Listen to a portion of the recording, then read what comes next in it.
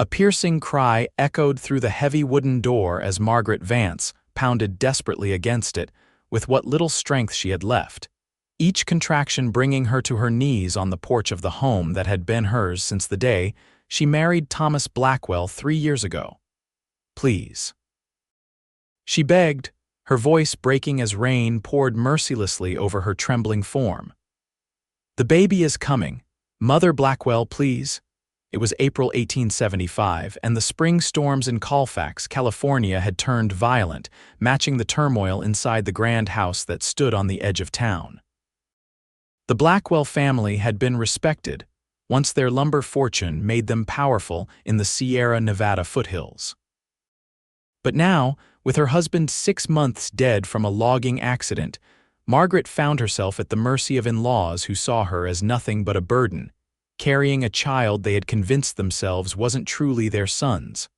Another contraction gripped her, more powerful than the last. Margaret collapsed against the door, her soaked calico dress clinging to her swollen belly. She'd only gone out to fetch the doctor, having felt the first pains that morning. But in the hour she was gone, they had locked every entrance, leaving her stranded in the storm. "Your kind doesn't belong with decent folk," her mother-in-law had shouted through the door moments ago. "That bastard you carry isn't Thomas's. We won't be shamed by raising another man's child." Lightning split the sky as Margaret tried once more to stand to reason with them. She was 22 years old, alone, with nowhere to go. The rain came down harder and she could feel the baby pushing, demanding to enter the world regardless of the cruelty surrounding its birth. "God help me," she whimpered, sinking down onto the porch floor, her back against the door.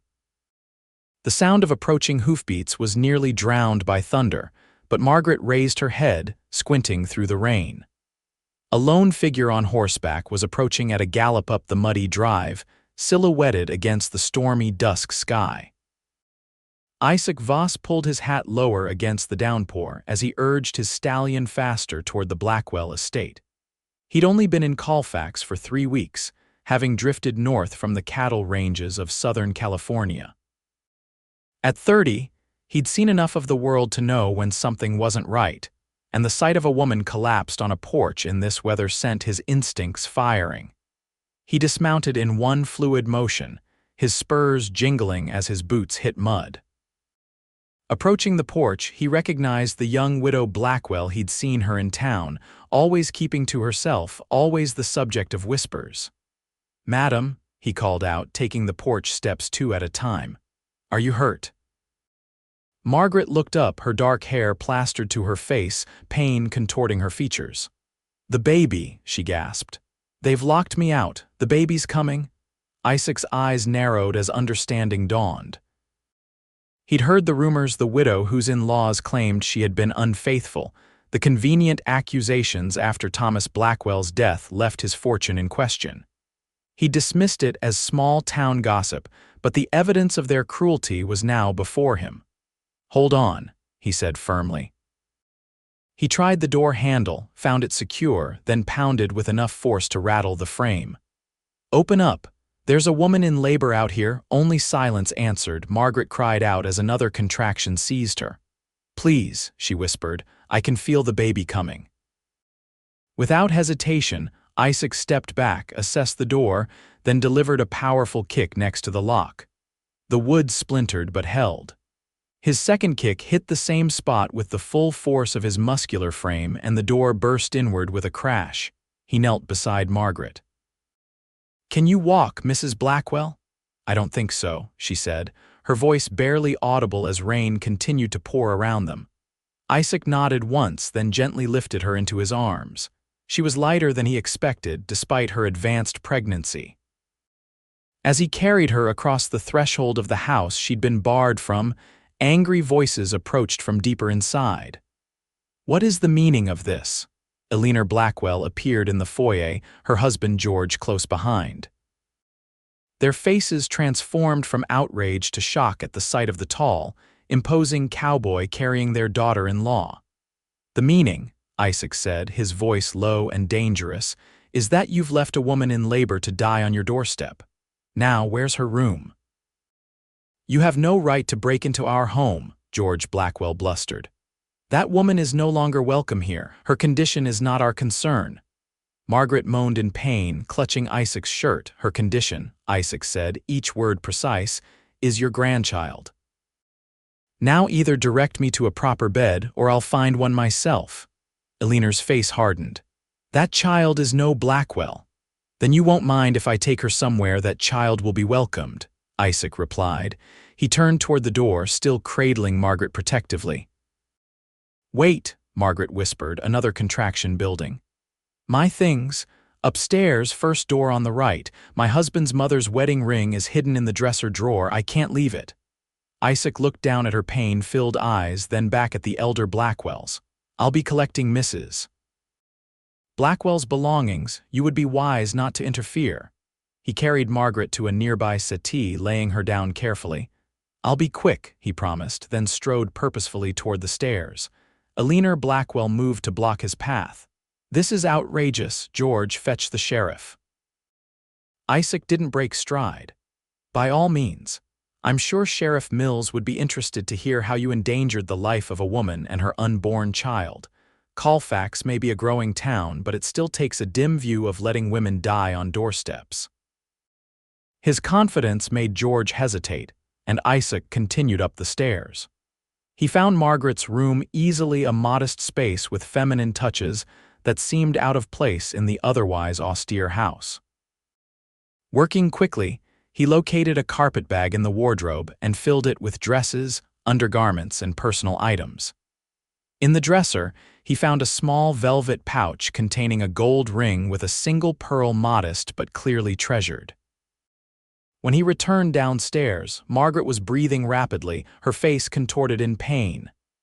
"The contractions are coming faster," she gasped. Isaac turned to Eleanor, whose pinched expression betrayed no sympathy. "Is there a doctor in town, Dr. Wilson?" Margaret managed between breaths. "I was trying to reach him when—" She trailed off as another pain seized her. "You'll not bring shame on this house by having that child here," George insisted, finding his voice again. Isaac's jaw tightened. "Then I'm taking her somewhere she can have this baby in peace." He gathered Margaret in his arms once more, the carpetbag slung over his shoulder. As he carried her out into the rain, Margaret pressed her face against his chest. "I have nowhere to go," she admitted, the words nearly lost in the storm. "I know a place," Isaac assured her, his deep voice steady despite the gravity of the situation. He helped her onto his horse, then mounted behind her, supporting her weight against his chest. The rain continued to pour as they made their way down the muddy drive, away from the grand house with its cold hearts. Margaret felt each jolt of the horse's movements intensify her pain, but there was something reassuring about the stranger's strong arms keeping her secure. "My cabin's closer than town," Isaac explained as they rode. "Not much, but it's dry and I can fetch the doctor once you're settled." Margaret nodded weakly, unable to speak through another contraction. Isaac's cabin sat just outside Colfax, a sturdy one-room structure he'd rented from a mining company. It was simple but solidly built, a far cry from the Blackwell mansion, but a sanctuary nonetheless. By the time they arrived, Margaret was barely conscious, her labor progressed dangerously far. He lifted her from the horse and carried her inside, laying her gently on his bed. Working quickly, he lit the lamps and stoked the banked fire in the small stove, bringing warmth to the room. "Mrs. Blackwell," he said softly, kneeling beside the bed.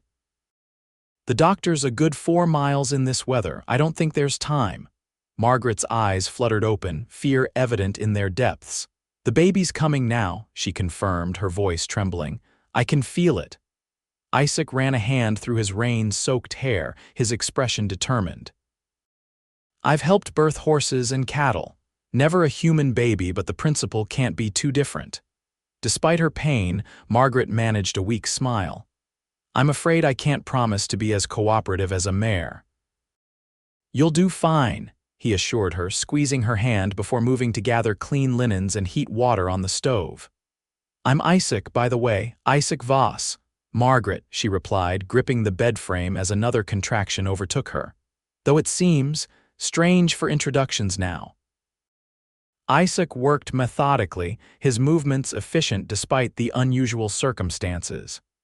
He'd seen countless births on ranches across the West, and while this was different, his calm demeanor seemed to ease some of Margaret's fears. "The Blackwells," she gasped between contractions. "They believe I was unfaithful to Thomas. I wasn't. I swear it. The baby is late, that's all." "You don't owe me explanations," Isaac said firmly. "Right now, all that matters is bringing this child safely into the world." Hours passed in a blur of pain and effort. Outside, the storm raged on, but inside the cabin, a different kind of tempest was brewing. Margaret's labor intensified, her cries growing more urgent with each contraction. Isaac remained steady, his large hands surprisingly gentle as he supported her, offering encouragement and practical help. When the moment finally came, he was ready, positioning himself to receive the new life struggling to emerge. "One more push," he urged, his voice low and reassuring. "The baby's almost here. You're doing beautifully." Margaret summoned her last reserves of strength, bearing down with a determination that belied her exhausted state. With a final, powerful effort, her child slipped into Isaac's waiting hands, small, slippery, and perfect. For a moment, silence filled the cabin. Then a lusty cry pierced the air as the infant took its first breath. "A boy," Isaac announced, his voice thick with emotion. "You have a son, Margaret." Tears streamed down Margaret's face as Isaac laid the swaddled infant on her chest. "Hello, little one," she whispered, touching his tiny face with trembling fingers. "You've had quite a journey already." Isaac moved to give her privacy, but Margaret caught his hand. "Thank you," she said simply. "You saved us both tonight," he nodded, unaccustomed to such gratitude. "You're safe now. Rest. I'll ride for the doctor at first light to make sure you're both well." As dawn broke, the storm cleared, revealing a fresh spring morning. Isaac returned with Dr. Wilson, an elderly but sharp-eyed physician who examined both mother and child with professional thoroughness. "You're a fortunate young woman, Mrs. Blackwell," Dr. Wilson said, packing his bag. "Many wouldn't have survived such an ordeal.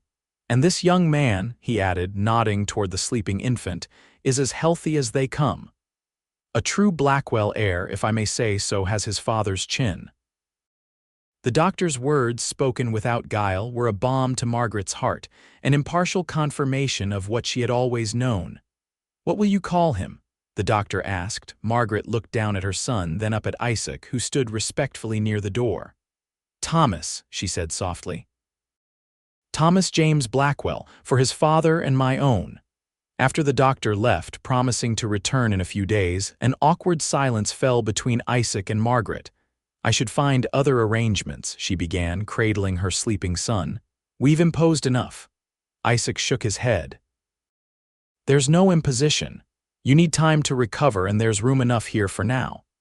He hesitated, then added, "Unless you have family nearby." Margaret's expression clouded. "No, my parents died in '68. The fever took them both within days of each other. I came to Colfax as a schoolteacher." "That's how I met Thomas." Isaac nodded, processing this information.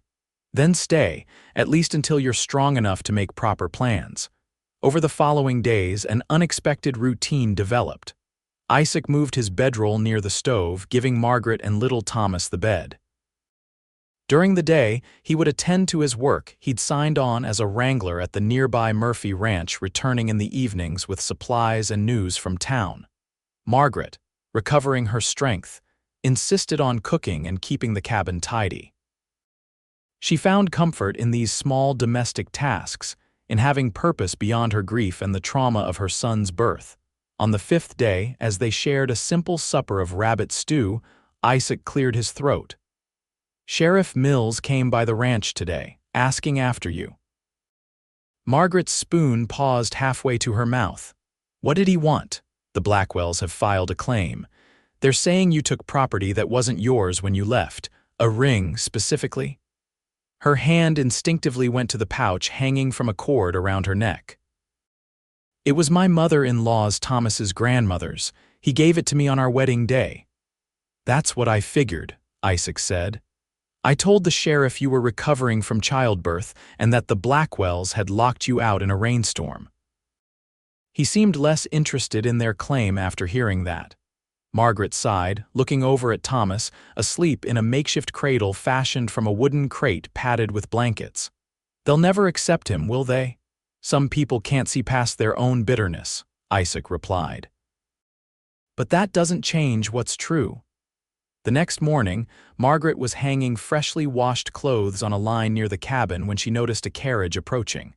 Her heart sank as she recognized Eleanor Blackwell's rigid posture beside her husband, Isaac. She called urgently, gathering little Thomas from his basket in the shade. He emerged from the barn, immediately assessing the situation. "Stay behind me," he said quietly, positioning himself between Margaret and the approaching carriage. George Blackwell pulled the horses to a respectful distance away. He and his wife descended, their expressions grim. "Mr. Voss," George nodded stiffly. "We've come to speak with Margaret." "Mrs. Blackwell to you," Isaac corrected, his tone mild but firm. Eleanor's mouth tightened. "We've come about the child." Margaret stepped forward, Thomas cradled protectively against her chest. "What about my son?" "We've had time to reflect," George said, looking uncomfortable. "The doctor spoke to us. He says the boy resembles Thomas." "Of course he does," Margaret replied. "He's your grandson." Eleanor's eyes were fixed on the infant, something unreadable in their depths. "We've made arrangements. The house on Pine Street, the small one near the church, it belonged to Thomas. It's yours as his widow, and there will be a monthly allowance for the child's upkeep." Margaret blinked in surprise. "Why the sudden change?" "Don't mistake this for acceptance," Eleanor said sharply. "But we won't have a Blackwell raised in squalor or dependent on the charity of strangers." Her gaze flicked dismissively toward Isaac. "That's mighty generous," Isaac said, his expression neutral. "But I reckon Mrs. Blackwell might want something else from you first." "And what would that be?" George asked suspiciously. "An apology," Isaac suggested, "for locking a woman in labor out of her home, for calling her child a bastard, for making accusations without cause." The elder Blackwells exchanged glances, pride warred with practicality on their faces. "We may have been hasty in our judgment," George finally conceded. "Grief can make people act in ways they later regret," Eleanor added, the closest thing to an apology she seemed capable of offering. Margaret looked down at her son, then back at her in-laws. "Thomas deserves to know his family, all of his family. If you can accept that this is your grandson, truly accept it, then I'll consider your offer." A silent communication passed between the elder Blackwells before George nodded. "The house will be ready whenever you wish to take possession, and we would like to know our grandson." After they departed, Margaret turned to Isaac, conflicting emotions evident on her face. "I never expected them to yield." "You gave them a chance to do the right thing," Isaac observed.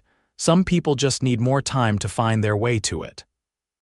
That evening, as they sat on the cabin's small porch watching the sunset paint the distant mountains in gold, Margaret voiced the question that had been building in her mind. "Why did you help me that night?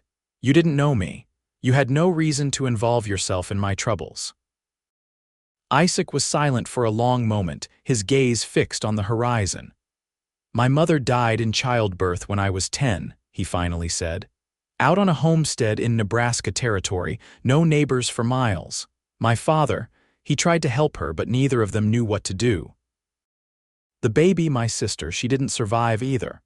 Margaret reached over, placing her hand on his. "I'm so sorry." He turned his hand to hold hers, the gesture unconscious. "When I saw you there in the rain, I couldn't ride past. Some things a man can't leave to chance or fate." "You're a good man, Isaac Voss." A week later, Isaac helped Margaret and Thomas move into the small but well-appointed house on Pine Street.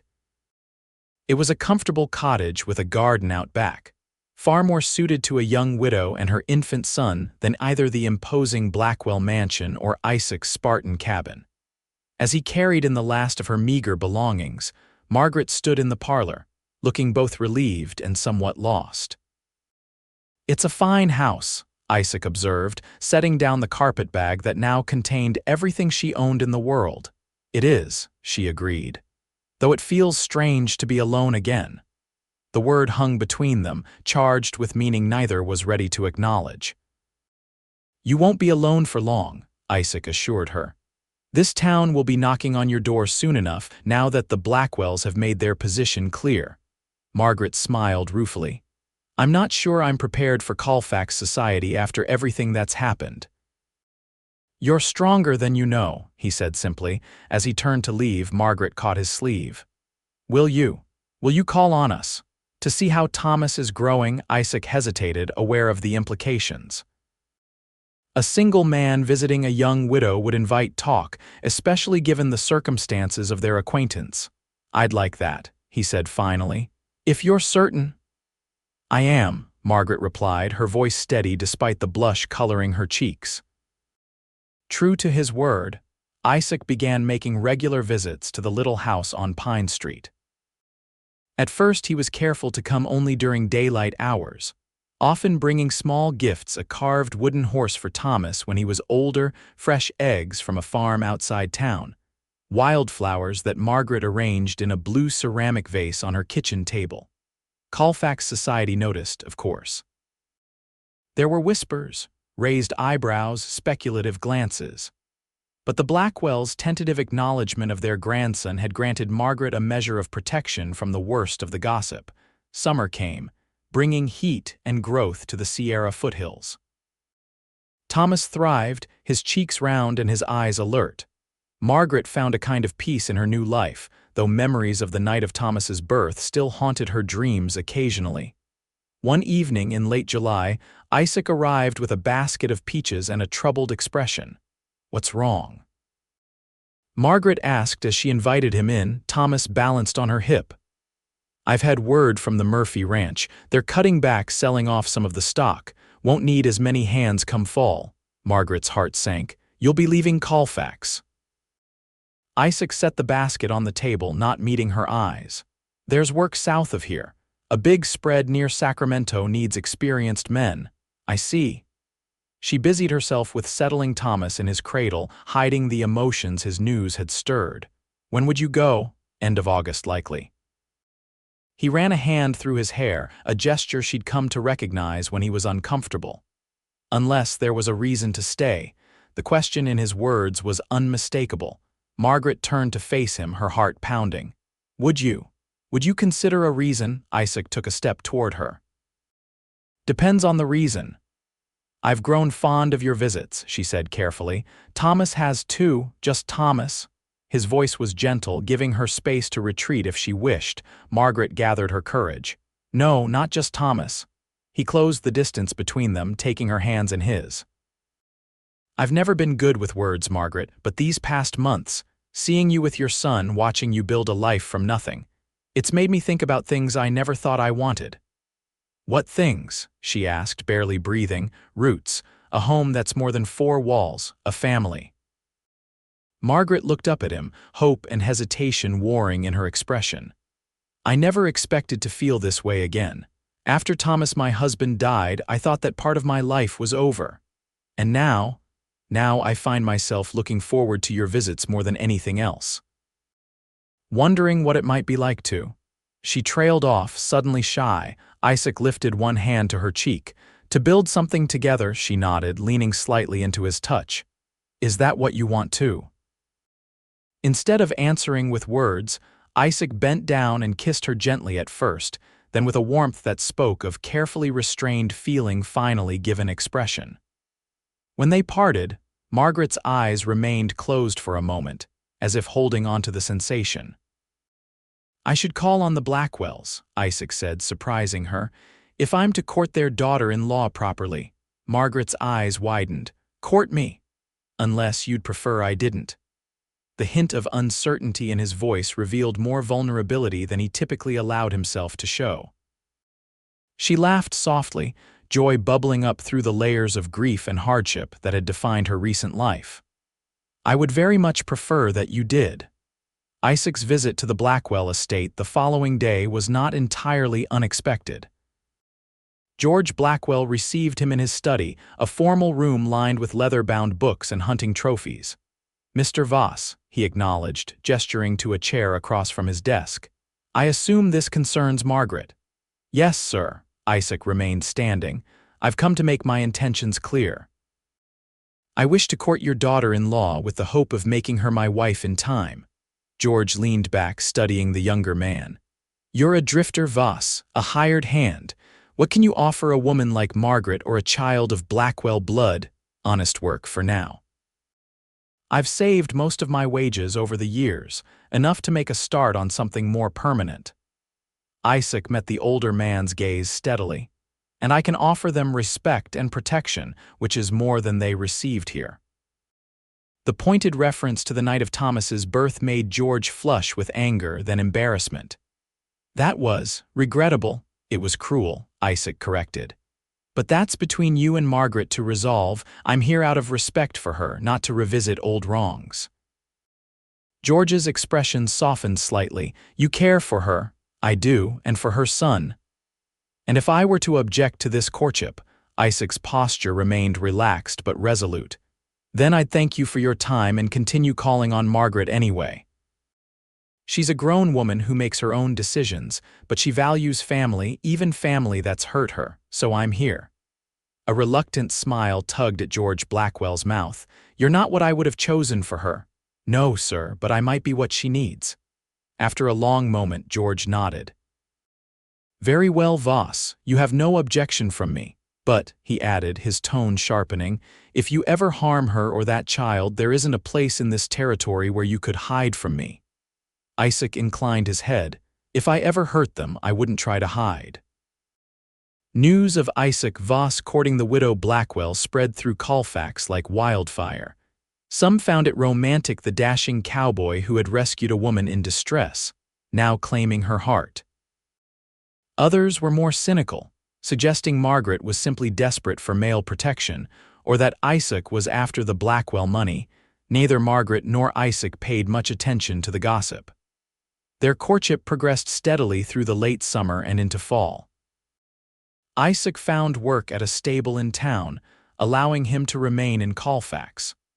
Though the pay was less than ranch work, it gave him regular hours and the ability to see Margaret almost daily.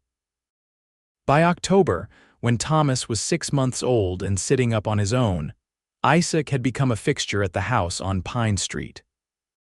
He would often arrive after work, sometimes staying for supper, sometimes just sitting with Margaret on the porch as the evenings grew cooler, talking about everything and nothing. "I've been thinking," Isaac said one such evening as they watched the sunset paint the sky in brilliant orange and pink, "about the future." Margaret glanced at him, her hands busy with mending. "What about it? The livery's for sale. Old Jenkins is moving to Oregon to live with his daughter." "You're thinking of buying it." Margaret set down her sewing. Isaac nodded. "It's a good business, steady, and I know horses better than most. That would mean staying in Colfax permanently. That's the idea." He turned to face her fully. "Margaret, I know we haven't been courting long by most standards, but I think we both know what we want." Her heart beat faster. "And what is that?" Isaac reached into his pocket and withdrew a small object, holding it carefully between his fingers. It was a ring, simple but lovely, with a small sapphire set in gold. "I want to be your husband. I want to be a father to Thomas. I want us to be a family." Margaret stared at the ring, then at Isaac's earnest face. "Isaac, I know I'm not wealthy like the Blackwells. I can't give you the kind of life you had before, but I swear to you I will work every day to make you and Thomas happy." Tears filled Margaret's eyes as she held out her hand. "The life I had before brought me more sorrow than joy toward the end. What you're offering, love, respect, partnership, that's worth more than all the Blackwell lumber mills combined." Isaac slipped the ring onto her finger, then gathered her into his arms, his kiss filled with promise and hope. They were married on a crisp November morning in the small church where Margaret had once attended services with Thomas and his family. The ceremony was simple but heartfelt. To Margaret's surprise, The elder Blackwells not only attended but provided a generous wedding gift, the deed to the livery stable, transferred to Isaac's name. "A man should own his business," George explained gruffly when Isaac attempted to express his gratitude. "For the boy's sake," he added, though his eyes, when they met Isaac's, held a grudging respect. Eleanor, who had gradually warmed to her role as grandmother, held Thomas throughout the ceremony. The infant, now plump and cheerful, seemed fascinated by the proceedings, reaching out to grab at his mother's simple white dress when she stood nearby. "He approves," Margaret whispered to Isaac as they spoke their vows. "Smart boy," Isaac replied with a wink that made her blush. The small reception afterward, held at the Pine Street house, brought together the various threads of Colfax society. The Blackwells' presence lent the union legitimacy in the eyes of the town's upper class, while Isaac's friends from the Murphy Ranch and the stables represented a different but equally vital part of the community. As evening fell and the last guests departed, Margaret found herself standing in the kitchen, watching Isaac as he carefully put Thomas to bed in the small room that had been set up as a nursery. "You're good with him," she observed when he returned, closing the door softly behind him. "He makes it easy." Isaac moved to stand behind her, wrapping his arms around her waist. "He's a fine boy. You've done well by him, Margaret." She leaned back against his chest, savoring the solid strength of him. "We both will from now on." Their life together found its rhythm quickly. Isaac proved to be a natural businessman, expanding the livery to include a small horse trading operation that brought in additional income. Margaret, with Thomas growing more independent each day, began teaching again, first tutoring the children of several prominent families, then opening a small school in a vacant room behind the church. The house on Pine Street, once just a refuge, became a true home. Isaac added a porch swing, a vegetable garden, and eventually, a proper bedroom for Thomas as he outgrew his cradle. The blue ceramic vase was always filled with whatever flowers were in season, a tradition Isaac maintained faithfully. In the spring of 1877, almost 2 years after that fateful night when Isaac had found Margaret locked out in the rain, she discovered she was expecting their first child together. "Are you happy?" she asked Isaac when she shared the news, watching his expression carefully. His response was to lift her off her feet in a joyful embrace. "Happy doesn't begin to cover it," he assured her, setting her down gently and placing a hand on her still flat stomach. "How do you feel about it?" "Nervous," she admitted, "but mostly grateful. After Thomas's birth, I wasn't sure I'd ever want to go through that again, but with you." She smiled up at him. "With you, I'm not afraid." This time, Margaret's pregnancy progressed without the shadow of suspicion or rejection. Eleanor Blackwell, who had gradually come to accept Isaac as part of the family, even hosted a gathering for the women of Colfax to celebrate the coming child, a public acknowledgement that would have been unthinkable 2 years earlier. Thomas, now a sturdy toddler with his father's chin and his mother's dark eyes, was fascinated by the idea of a brother or sister. At bedtime, he would often place his small hand on Margaret's growing belly, waiting patiently for the baby to kick. "Baby come soon?" He would ask, his expression serious. "Soon," Margaret would promise, smoothing his hair, "and you'll be the best big brother any baby could wish for." As her time approached, Margaret found herself thinking often of the night Thomas was born, the fear, the pain, the desperate pounding on a door that remained closed to her. But now, those memories were balanced by the recollection of Isaac's steady presence, his gentle hands, his unwavering support when she had needed it most. On a warm August evening, with the scent of pine and summer dust drifting through open windows, Margaret went into labor with their second child. This time, there was no storm, no rejection, no broken door. Instead, there was Isaac, calm and reassuring doctor. Wilson arrived promptly, and even Eleanor Blackwell, who had insisted on being present to help. The birth, though still difficult as all births are, was straightforward. When Isaac placed their daughter in Margaret's arms, The contrast with Thomas's tumultuous arrival couldn't have been more pronounced. "She's perfect," Margaret whispered, counting tiny fingers and toes. "Just like her mother," Isaac agreed, his voice thick with emotion as he sat beside them on the bed.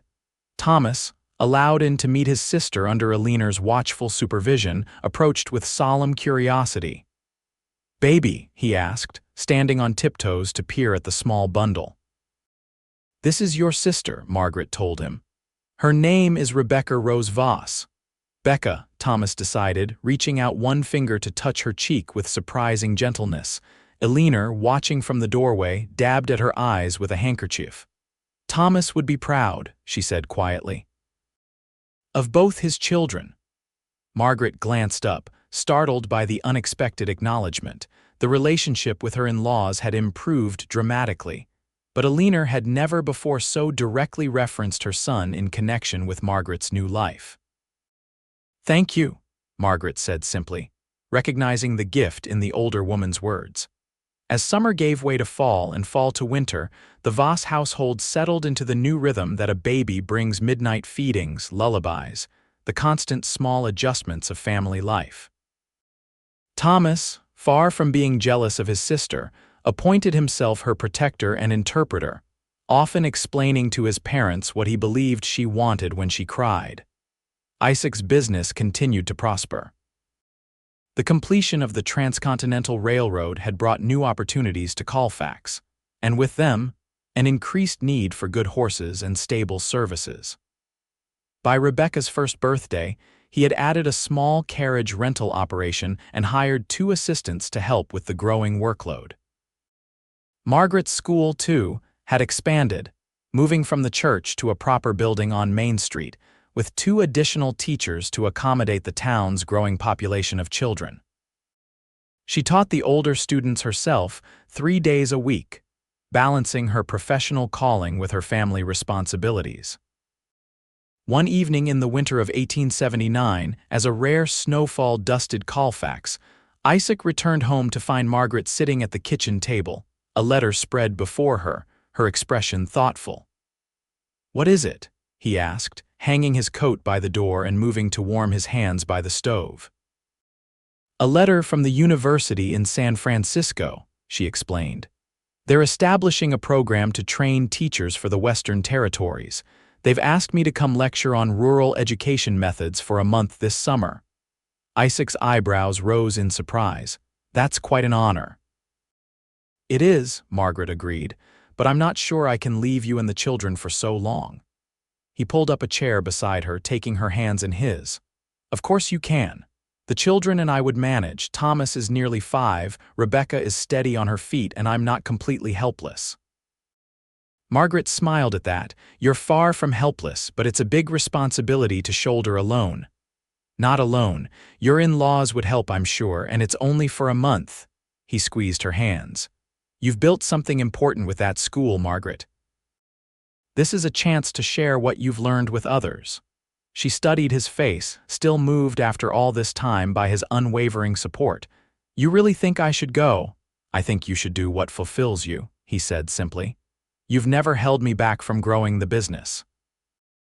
"Why would I hold you back from this?" That night, as they lay together in the darkness of their bedroom, Margaret nestled against Isaac's side, listening to the steady rhythm of his heart. "I've been thinking about that night," she said softly, "when Thomas was born." Isaac's arm tightened around her. "What about it? How different everything might have been if you hadn't come along that road when you did, if you hadn't been the kind of man who would stop to help a stranger." He was quiet for a moment, his fingers tracing idle patterns on her shoulder. "I think about that too, how close I came to taking a different route into town that day." "Do you believe in fate?" she asked. "I believe some people are meant to find each other," he replied. "Whether you call that fate or providence or just plain luck, I'm grateful for whatever brought me to you and Thomas that night." Margaret raised herself up on one elbow to look at him in the faint moonlight filtering through the curtains. "I never properly thanked you, did I? For breaking down that door, for staying when you could have left once the danger was past." Isaac reached up to touch her cheek. You thank me every day, Margaret, with this life we've built, with the way you love me." She bent to kiss him, pouring into it all the gratitude and love that had grown between them over the past 4 years. When they parted, she whispered against his lips, "I do love you, Isaac Voss, with all my heart." "And I love you," he replied. "From the moment I saw you on that porch in the rain, something in me knew my life was about to change forever." In June of 1880, 5 years after the stormy night that had brought them together, Margaret stood on the platform of the Colfax train station, her valise packed for the journey to San Francisco. Isaac stood before her, Rebecca on his hip and Thomas holding tightly to his hand. "You have everything you need?" Isaac asked, adjusting her shawl around her shoulders. "Everything except the three of you," she replied with a small smile. Thomas looked up at her solemnly. "We'll take care of Papa while you're gone, Mama, and Becca too." Margaret knelt to embrace her son. "I know you will, my brave boy. You've always been my little helper." Rebecca reached for her mother with chubby hands. "Mama, come home soon, very soon, my darling," Margaret promised, taking her daughter from Isaac to hold her close. "Before you even have time to miss me." The train whistle sounded, signaling the final boarding call. Isaac took Rebecca back, then pulled Margaret close with his free arm for one last embrace. "Be brilliant," he whispered in her ear.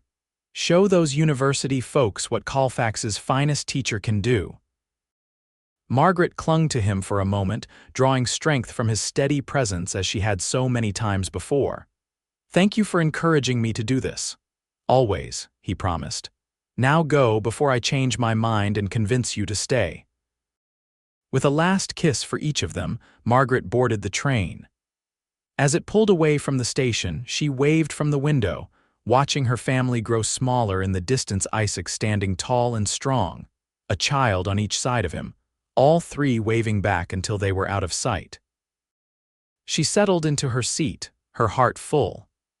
The journey ahead would be challenging in its own way, a new kind of adventure for a woman who had already weathered so much. But she faced it without fear, secure in the knowledge that no matter how far she traveled, the love that had begun on a stormy night with a broken door would always guide her home. In the years that followed, the Voss family continued to thrive in Colfax. Isaac expanded his business to include a horse breeding operation that became known throughout California for its quality stock. Margaret's educational contributions extended beyond the local school to influence teaching methods across the western states, though she always maintained that her greatest achievement was the family she and Isaac had created together. Thomas grew into a thoughtful young man who combined his biological father's keen intelligence with Isaac's practical nature. Rebecca inherited Margaret's passion for education and her father's affinity for horses, creating a unique path of her own. And two more children joined the family over the years: James, born in 1882, and Elizabeth, who arrived in 1885 as a joyful surprise when Margaret was nearly 40. The house on Pine Street expanded to accommodate their growing family, with Isaac adding rooms and a second story as their needs changed. The Blackwells, who had gradually become true grandparents to all the Voss children, were frequent visitors, the old hurts healed by time and the undeniable bonds of family. On warm summer evenings, long after the children were grown and beginning families of their own, Margaret and Isaac could still be found sitting together on the porch swing he had built in those early days of their marriage. Sometimes they would talk about the future, sometimes reminisce about the past, but always with the deep contentment of those who have found in each other exactly what they needed most. And sometimes, when a spring storm would roll through the Sierra foothills, bringing lightning and rain that pounded against the windows, Margaret would reach for Isaac's hand, remembering that desperate night when a locked door had seemed to be the end of her hopes, only to become the beginning of a love story neither of them could have imagined.